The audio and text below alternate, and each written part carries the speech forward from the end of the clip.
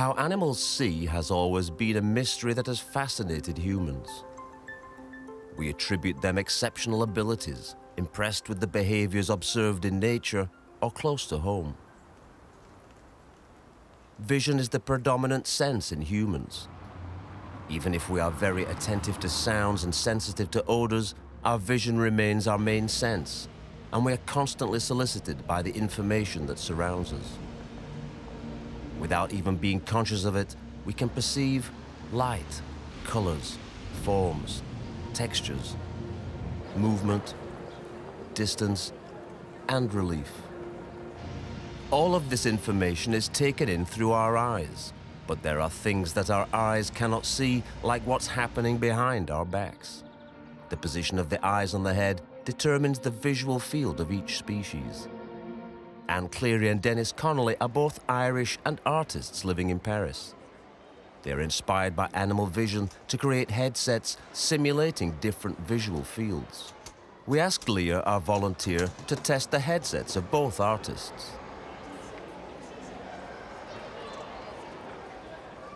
Wow, this is awesome.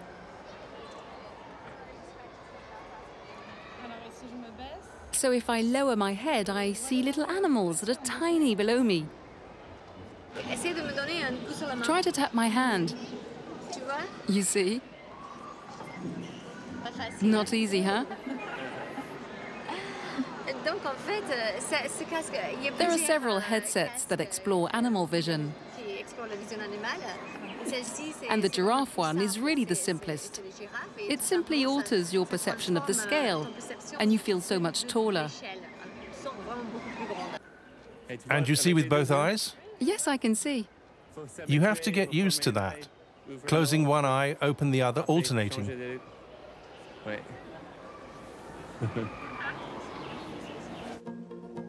The visual field is very different from one species to another. With the chameleon headset, Leah can see in front and behind at the same time. There are other animals that can see two things at the same time. Others that have eyes on the side of the head, others with a significant distance between each eye, some that can see in front and behind at the same time. There are animals that have more than two eyes. There are many different ways of looking at the world. And that's what led us to explore what it would be like to be a human, looking at the world in these different ways.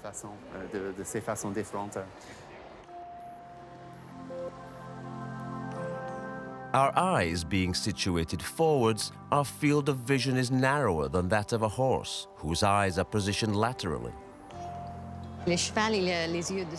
Horses have eyes on both sides, with a very broad vision on both sides, and a blind area in front. The horse has a blind zone of about 12 degrees. And that means that when you wear the horse headset, you see really well on each side, but since the vision is deformed, we have the impression that these two images are in front of us. It's very confusing. I can't see my hand. Tap my hand.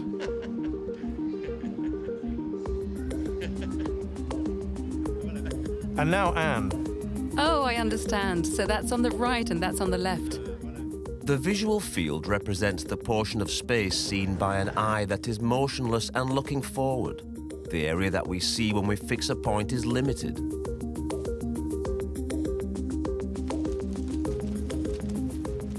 Our vision is around 120 degrees. A rabbit's vision is almost 360 degrees. Like most prey, they have eyes positioned on the side of the head and are therefore able to see what's going on behind them. An advantage that allows them to escape from predators, which often have eyes positioned at the front of the head to be precise when hunting.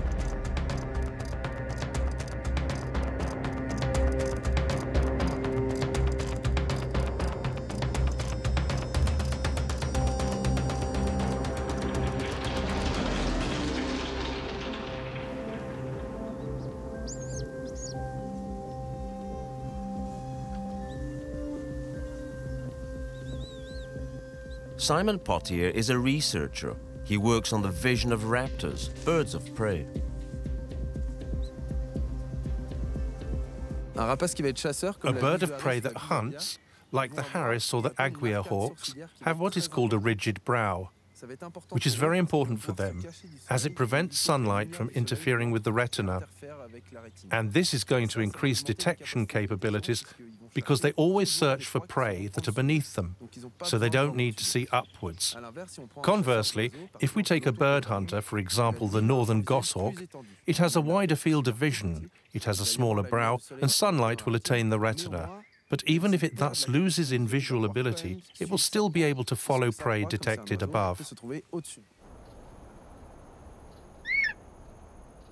The advantage of having two eyes that cut across the same field of vision is to allow binocular vision, which enables a better analysis of the distance that separates us from, for example, an obstacle or a prey.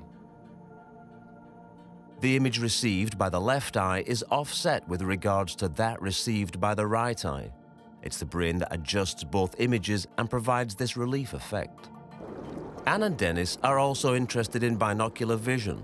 They were inspired by the hammerhead shark that has eyes that are very wide apart from each other.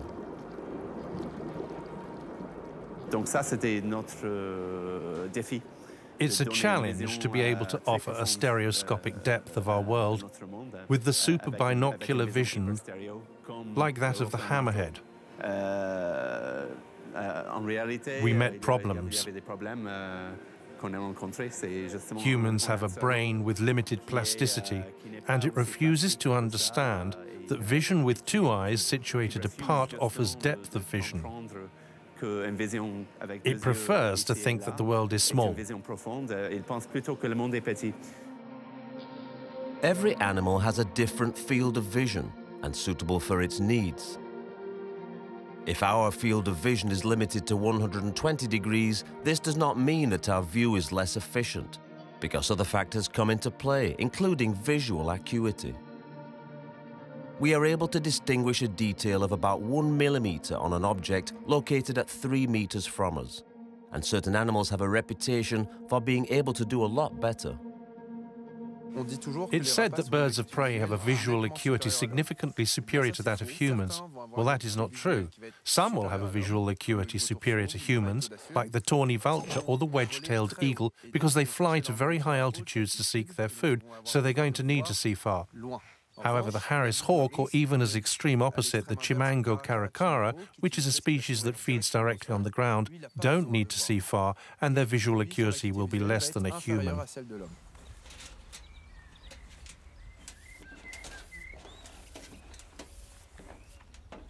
To test the visual acuity of raptors, birds of prey, two screens are presented to each Harris hawk, a uniform grey screen and a screen with alternating bars.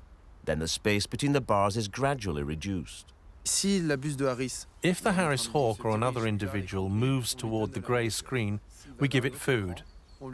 If it goes to the other screen, we don't give food. When this learning and conditioning phase is over, hawks will always move towards the grey screen because it results in food. Once it heads there, we reduce the bar size, so they are much finer, which allows us to see what size bar they can discern and so at what distance they can see an object of a known size. This experiment allows us to identify the Harris hawk's visual acuity and its ability to perceive contrasts. What one must retain is that its vision is perfect for a task known to it, meaning it is perfect for a certain type of behavior. Birds of prey have better vision for their behavior, humans have better vision for their behavior. But is the eye of the bird of prey, raptor, different from ours? How do our eyes capture visual information? When we perceive an image, the interior of the eye focuses on it, and light rays reach the retina. The retina is the thin membrane that lines the back of the eye. This retina is made up of two types of photoreceptor cells that play a major role in vision, the rods and cones. The cones are responsible for our central vision and color vision. The rods are involved in the field of vision, the vision of movement, as well as night vision. Our eye has 3 cones, sensitive respectively to blue, red, and green. It is the brain that finally recombines these 3 receptions to recreate an image rich of 15,000 shades. Raptors, birds of prey, have the same blue, green, and red cones, but also an additional cone. It's one specialized in the vision of violets, of shades that they can perceive but humans cannot. It is difficult for us to imagine the combination of colors that raptors, birds of prey, can perceive with this additional photoreceptor, and they are not the only ones that see more colors than humans. Visible light that our eyes are receptive to constitutes only a minute portion of the light spectrum. Because our senses are limited, we have access to only 2.5% of the immense range of rays. The smaller wavelengths correspond to gamma rays. Then come the X-rays that we use in radiology, and then the ultraviolet rays from which we protect ourselves. The wavelengths that are beyond the visible are the infrared, that allow us to film at night, followed by microwaves, that we use to heat our food, and radio waves with which we broadcast sound. Some species are able to capture more wavelengths than humans. This should allow them to see other colors invisible to our eyes. Matthieu Lehoro is a researcher at the CNRS and works on the cognition and behavior of pollinating insects. He is interested in their color vision and how they perceive the world.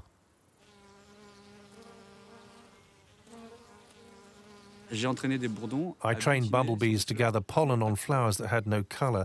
The bumblebee associated the reward of sugared water, served nectar, to this transparent platform.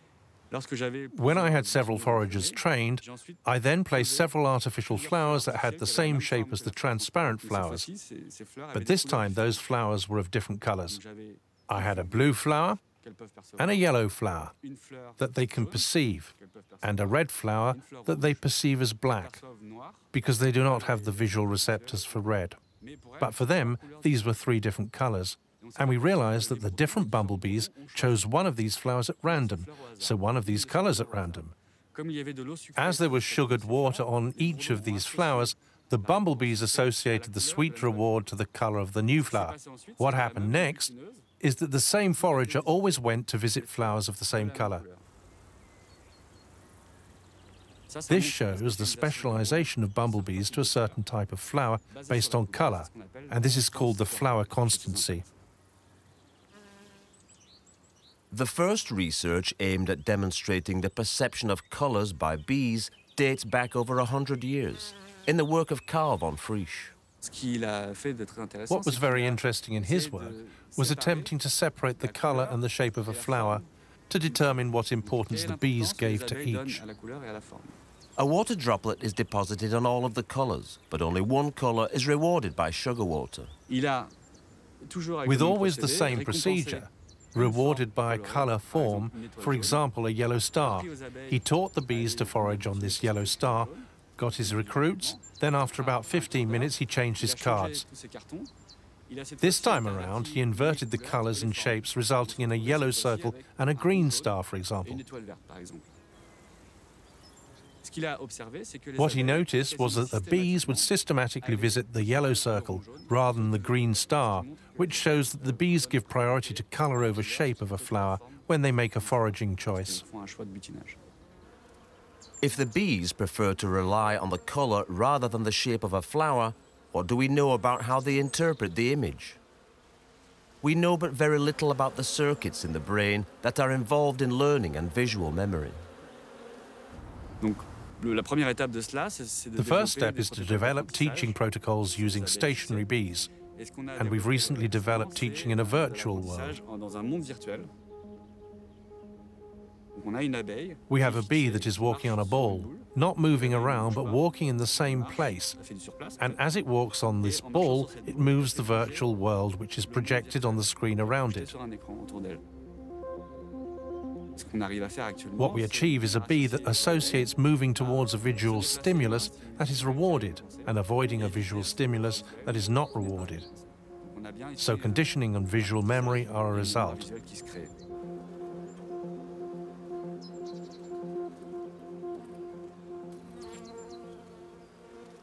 The important question today that we'd like to answer is, how do bees see the world? We have two major hypotheses. With a compound eye, 5,000 ommatidia on each side, they can potentially see the same image 10,000 times. The second assumption is that the information of these 10,000 ommatidia will recreate a single image of the environment, as is the case of humans, actually. If it is difficult for us to know how the bee interprets the image in its entirety, but thanks to research it is possible to determine that they are sensitive to other colors than us. We know that these ommatidia have sensory receptors and that they are sensitive to the colors green, blue, and ultraviolet. So clearly what these bees perceive visually is a mixture of the colors green, blue, and ultraviolet.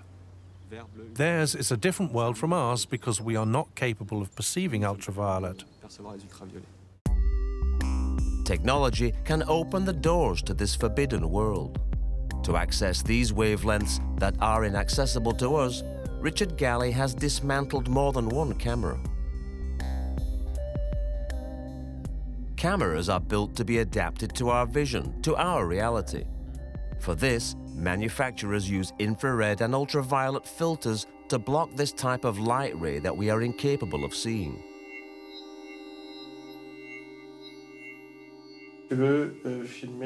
Shooting in ultraviolet is what is most difficult. You have to remove all the original filter system and replace it by a blade like I'm doing for this customer. This is split silica. The quartz is here.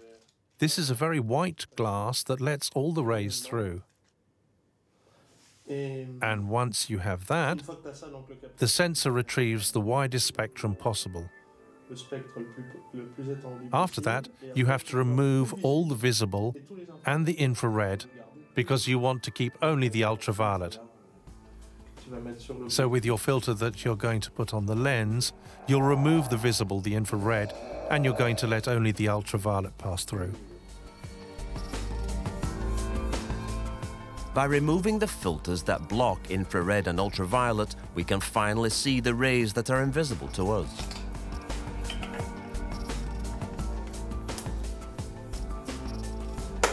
Time to try.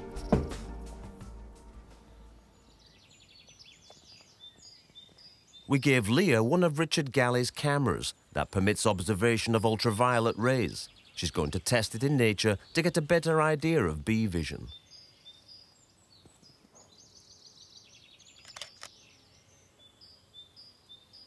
Plants are dependent on insects to ensure their reproduction.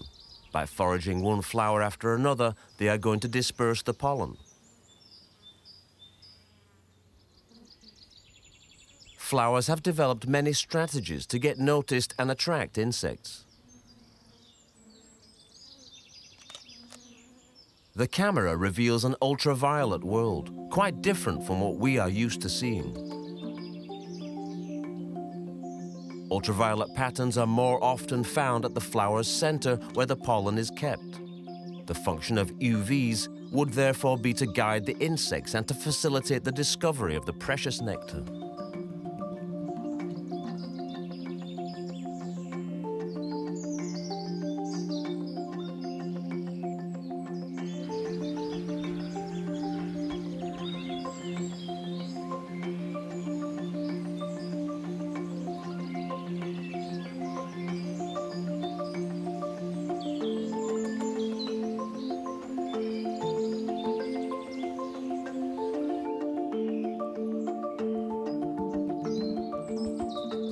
In ultraviolet, it is not only the flowers that change. Our freckles appear much more marked, and sunscreen has completely changed color.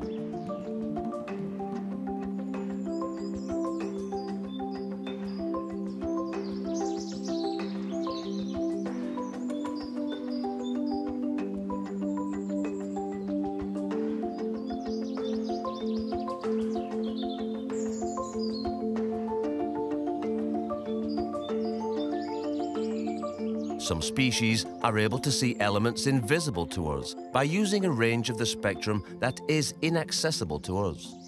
And it is not just in colors that we are limited. When light decreases, we are not on equal ground with certain representatives of the animal world. Even if we are mammals, with certain species close to us, the differences in night vision are considerable. Most vertebrates can see in the dark. Their eyes have a structure, the tapetum lucidum, which allows them to increase the amount of light captured by the retina. It is this structure which makes eyes shine when hit by light. But not only mammals can see at night. To see at night, nocturnal birds of prey have three major characteristics. The first is eye size, very important to nocturnal birds of prey. So, by increasing the size of the eye, this increases the number of photons of light that will enter the eye, and so they'll perceive more light. Then there is the size of the pupil. Increased pupil size also increases the number of photons that will enter the eye and attain the retina, resulting in better vision in low light intensities. The final characteristics are the rods that allow seeing at night when there is little light intensity. And for these three reasons, nocturnal raptors can see very well at night, at least compared to diurnal raptors and humans.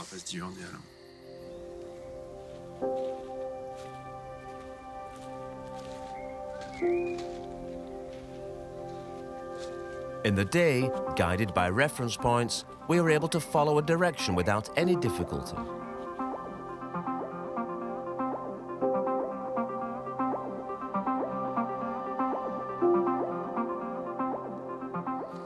But at night, we have much more difficulty in finding our way. The infrared camera attached around Leia's waist reveals that her progression is considerably less assured.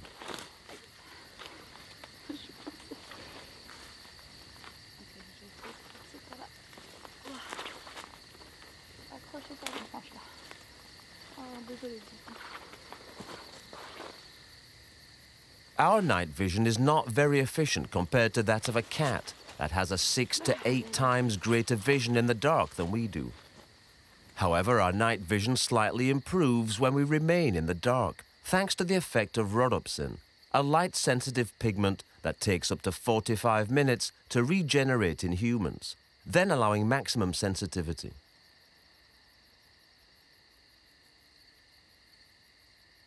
No eye, however sophisticated, is able to see in total darkness. All eyes in the animal world function with light, and even a cat is unable to see in complete darkness. But one nocturnal animal has sidestepped this problem, seeing with its ears. Cyril Schambachler is passionate about bats, an animal that lives at night and that we know little about.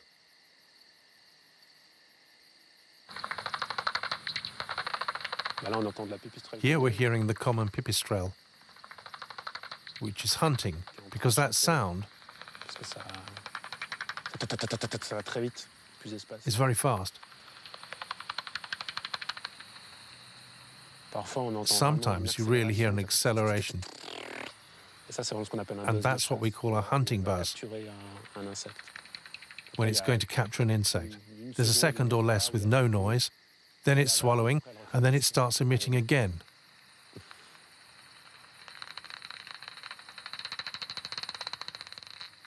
There was a buzz. The speed of bat movements and the absence of light makes them difficult to observe. To understand them, you need a trained and attentive ear. Cyril has, over the years, learned to see with his ears. The detector I have allows making ultrasound audible. What is fascinating with the acoustics is that alone in the dark we see nothing, we don't see bats, we hear them. We can determine the species and what it is doing. We know if it is just transiting, if it is hunting, if it has captured something, all thanks to sound and without seeing anything. If we can't see them well, how do they see? Are they able to use their eyes? In fact, bats have eyes that are perfectly functional. They see perfectly. Simply, their eyes are tiny, and echolocation, not vision, is their most developed sense. There have been experiments where they were blindfolded and even their eyes removed, but they could still find their way without a problem, and that was in fact the first realization that they had another sense that we knew nothing about. They emit ultrasound, most by the mouth, some by the nose, and the ultrasound will hit an obstacle. This obstacle could be prey, could be us, could be a wall, a tree. Then the echo will be analysed by the brain, and you have to imagine that bats build an image of their environment in black and white, but in 3 dimensions. The horseshoe bat is able to detect a thread thinner than our hair. They have completely phenomenal precision in their ultrasound, and they have a 3-dimensional map of their environment. Their ultrasound goes so fast that they adapt, even when flying at enormous speed in the treetops, for example. They can go very, very fast in completely crowded environments where we wouldn't even advance a meter. Thanks to rapid and directional sound waves that bounce off the surrounding objects and return to their ears by echoes, bats perfectly determine the space in which they evolve. Echolocation allows them to avoid fixed obstacles with ease and speed. And even when it comes to moving obstacles, like a fellow bat, they show extreme precision in avoiding each other.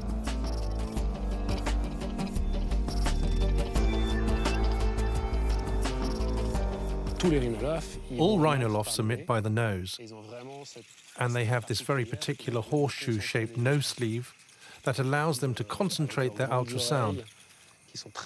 And their large ears are like 2 large satellite dishes that can move separately, so they are extremely accurate. So depending on their habitat, based on their prey, they have different types of ultrasound and different emission intensities too. It has been calculated that the Leisler bat has a maximum emission strength that's almost as intense as the sound of a plane taking off.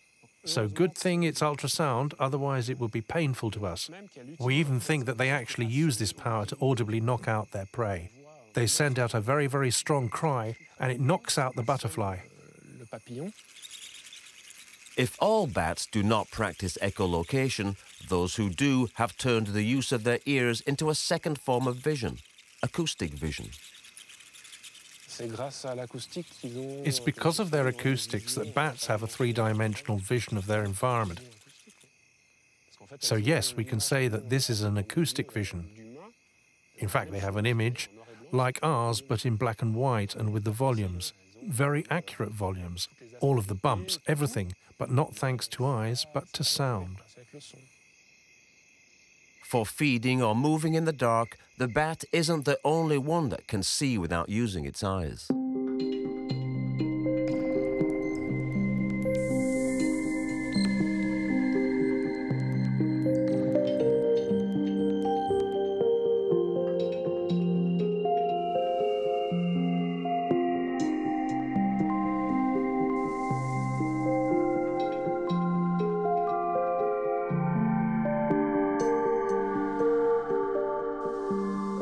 Most snakes have very good vision during the day, but when it gets dark, some, including rattlesnakes, boas, and pythons, have infrared vision. Organs between the eye and the nostril, called pit organs, take over. By capturing infrared radiation, they allow these snakes to perceive the heat present in their immediate environment. These organs are essentially sensitive to wavelengths of 5 to 30 micrometers. Humans give off heat in the form of infrared radiation at around 10 micrometers. These snakes can easily detect us at night. This thermal vision is not perceived by the eye, but nevertheless forms a picture in their visual cortex.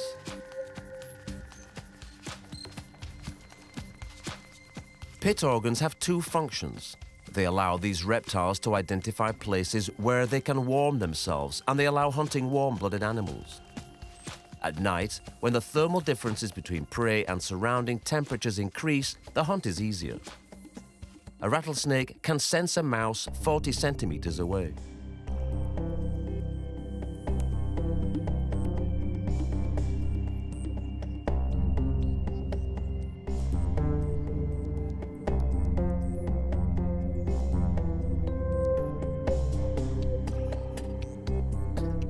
When we gave Leia a thermal camera, she can perfectly distinguish the sources of heat in her environment. The hottest areas range from yellow to white and the colder from blue to black. Our daily lives in infrared vision would thus be very different.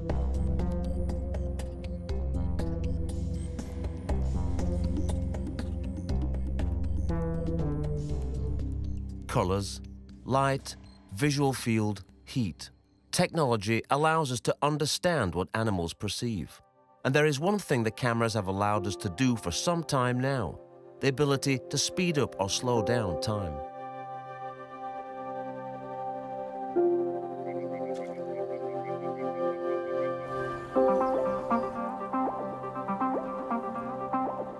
Like many insects, dragonflies are able to perceive movement in a much more precise manner than we are capable of. If a dragonfly had to watch a movie at the same time as us, it would only see a sequence of still images, and they would be jumpy and in slow motion. Is their perception of time and events different from ours? The human eye perceives fluid movement as of 25 images per second.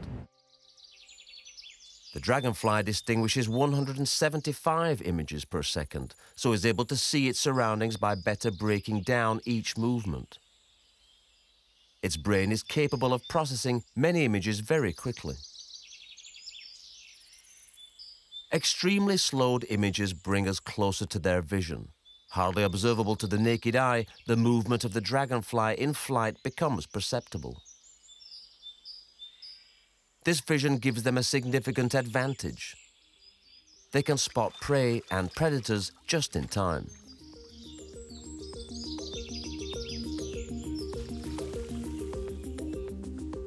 What would happen if we were equipped with the same faculties? Lorenz Potast asked himself this question. Interdisciplinary engineer, his work is often related to an artistic approach. He has created a headset allowing to see the world in slow motion. So it works in that way that there's a little camera in the front that sends the video signal to a computer in the inside, and from the computer it is processed and it can be slowed down with this remote control, and is then displayed on some video glasses right before the user's eyes and simultaneously on this display on the outside. Now I'm going to slow you down to, let's say, 70%. Okay. And you see from this point on, whoa. Yeah, that's your weird. Knowledge about what your body is doing and what you're perceiving from it visually is differentiating. Now I can even slow you down more to, let's say, 30%. And now if I do some interesting slow motion stuff, like some jumping, you're gonna see it very slow. After everything has been slowed down now, it's captured. I can also fast forward you again. So, hello again. Hello. Our volunteer undergoes several experiments with the Lorenz's headset. With slowed vision, can she fill a glass of soda without spilling any and without relying on gravity? Catch a ball in flight, or even light a candle? Seen from the outside, time seems long between the moment that Lorenz blows bubbles towards Leia and when she sees them and tries to grab them.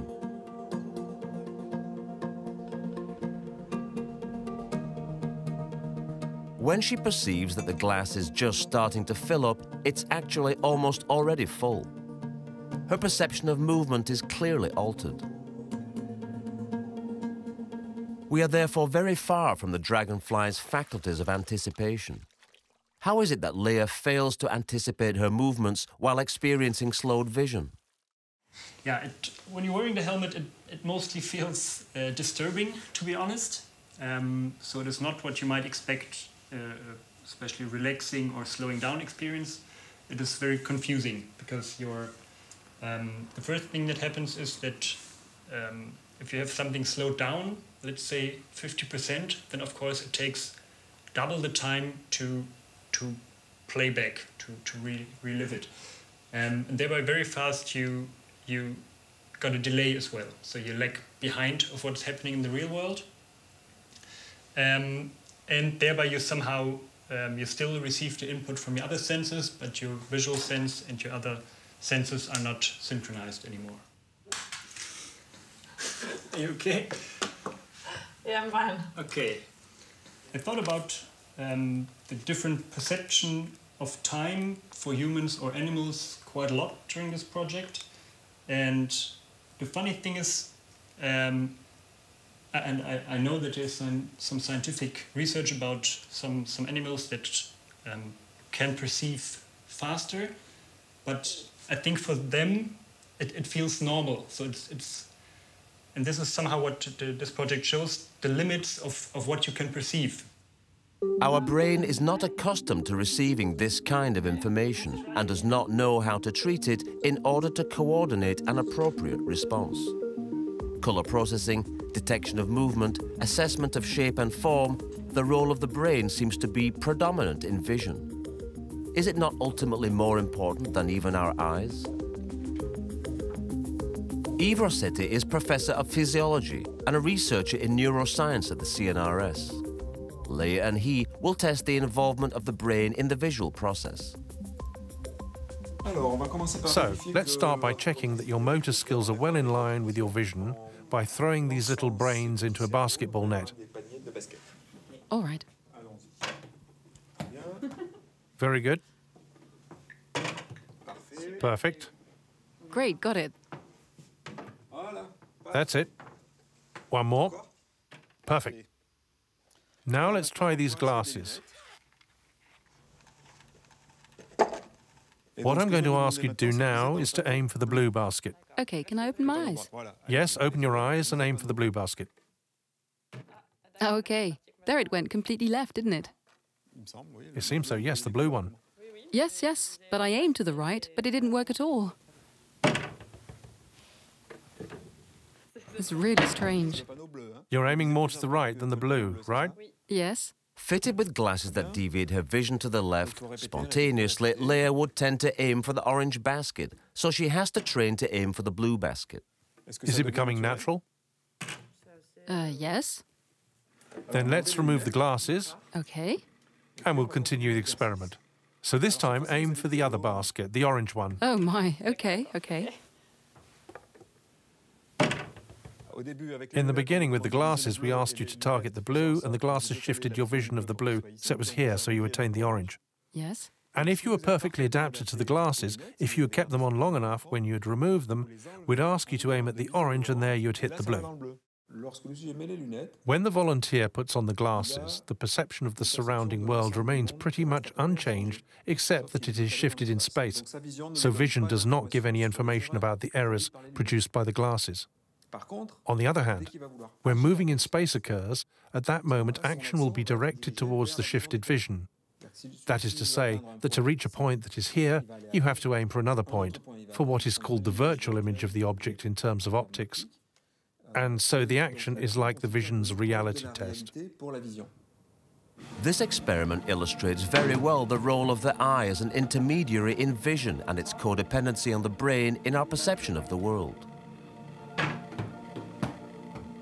Thank you. So if the brain and eyes work together, what happens when they don't agree? I'm getting there now. Now let's visit the tilted house. Okay. So look this way.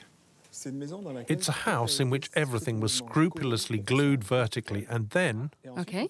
once construction was finished, we lifted it to tilt it 15 degrees. The best way to know what the true vertical is to use a builder's plumb line. So I propose adjusting this so that it complies with your perception of the vertical. The tilted house experiment will demonstrate different things. Firstly, it shows the importance of vision in encoding information on gravity. It's rather curious, since vision is not specialized in the analysis of gravity. We have our inner ear for that, the vestibule, which is specialized in encoding gravity and terrestrial attraction. Despite the presence of this organ specific for that, despite the presence of receptors under the soles of our feet that indicate the differences in pressure, of muscle receptors that tell us our posture, we realize when Leia opens her eyes that she is drawn to the right, to align with the visual information that she unquestionably knows to be false. She knows that the house is tilted and cannot prevent her brain from using this information to keep herself standing so-called straight, and so she's not standing straight. So that's the first thing. it shows the extraordinary force of visual information. And that comes from the fact that vision is the most important sense in humans for encoding space. Vision is the sense that occupies the greatest surface of our cortex, and given the habitual reliability of visual information, the brain attributes great trust to visual information. And when disturbed in the tilted house, even if the other information remains reliable, the brain continues to trust the visual information. After the vertical, where is the horizontal? I've positioned this bar and ask you, which way does it lean? It's higher on the right, isn't it? I'll bet it's horizontal, isn't it? Why would you imagine horizontal? Well, because everything is off, so I must compensate, but I still find it very high on the right. Then, if I take a ball, I throw it up, then it comes down. Wow, amazing. So it means it's lower on this side. That's it. Okay.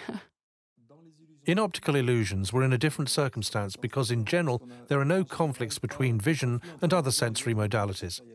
In this case, it leads to conflicts between what are called qualities of the visual modality, so shadows, movements, shapes, depth and color, for example. We are used to using contextual information because they allow us to better understand the stimulus we are trying to analyze. And this importance of context is found in many optical illusions, like color illusions, where one can vary the perceived color of an object based on the color surrounding this object. One can vary the perception of the size of an object by the size of the objects that are located around the object. So context is something absolutely fundamental that we often use without knowing, and which gives place to a number of optical illusions. So what is interpreted in definitive is largely dependent on context. Here, two circles are flashing at the same time. When the color of the background changes, the brain interprets this as asynchronous flashing. Perspective can also play tricks. In this optical illusion, the circle on top looks bigger than the one on the bottom, but they are actually the same size. Here, if we stare at the cross, a green circle appears after a few moments. And this is a fiction created by our brain. If we shift our eyes from the cross, pink circles appear instantly. The brain is not interested in constant information and prefers change. It naturally replaces the missing pink circle by a green circle and thus creates movement. Light and shadow play also affect our interpretation of an image, so dip or bump.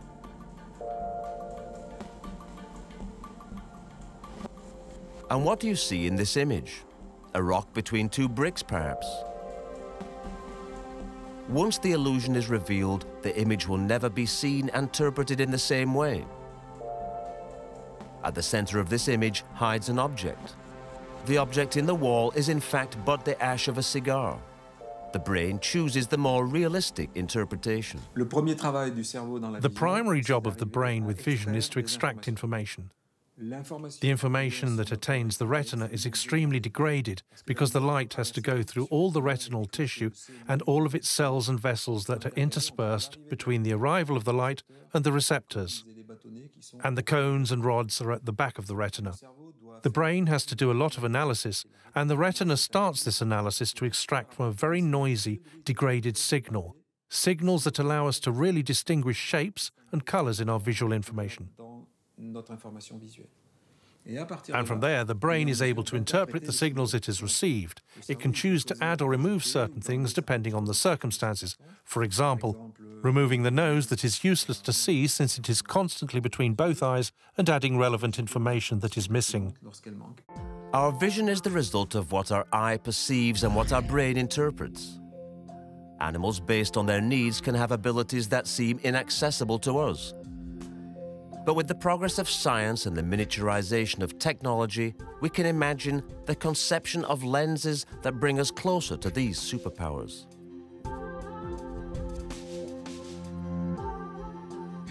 Seeing ultraviolet and differences in heat, zooming in on a detail, In reality, we are still very far from such achievements, even if in the field of health, applications are beginning to emerge.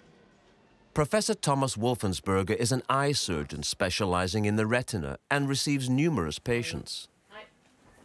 There are two parts of the system that are indispensable to vision, so the retina and the optic nerve must be in good condition. He is one of the few surgeons to have performed a retinal implant for patients suffering from retinitis pigmentosa. Retinitis pigmentosa is a genetic, degenerative eye disease characterized by progressive and gradual vision loss leading to blindness. It occurs most often between the ages of 40 and 50. The bionic eye consists of an implant placed within the retina. What we do with the implant is bypass the problem of light. The retina is no longer stimulated by light because the cells that react to light are no longer there.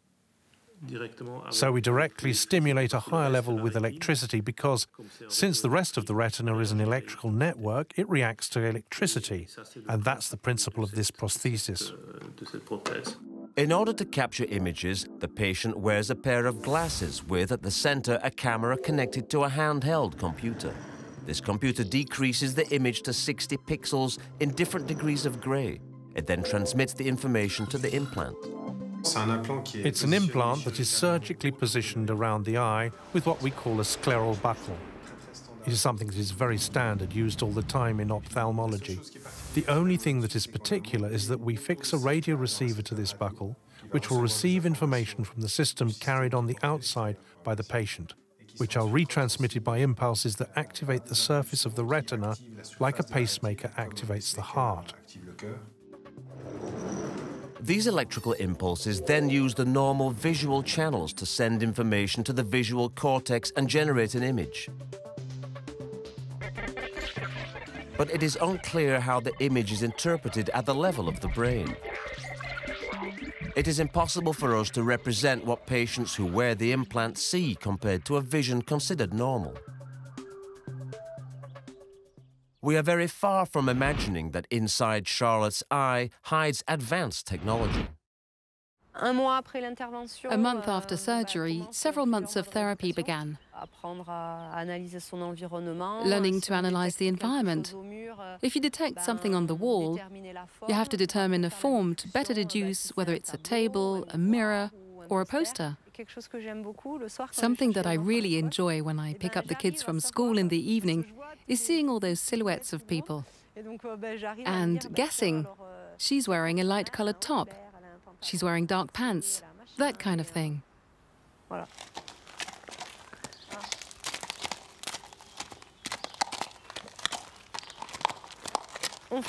You end up getting used to not seeing. You have to relearn to see.